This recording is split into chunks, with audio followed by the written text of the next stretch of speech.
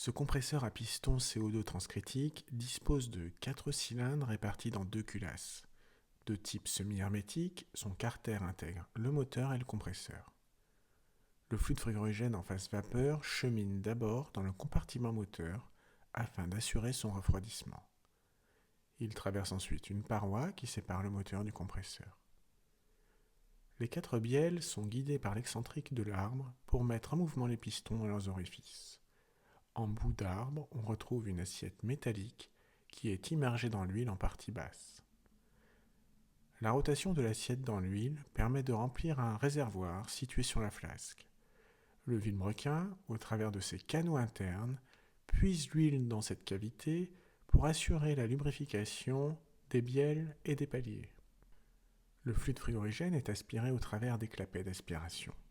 Le CO2 est ensuite comprimé avant d'être refoulé par les clapets de refoulement. Emprisonné dans la culasse, le fluide frigorigène doit attendre qu'un deuxième clapet s'ouvre pour sortir du compresseur.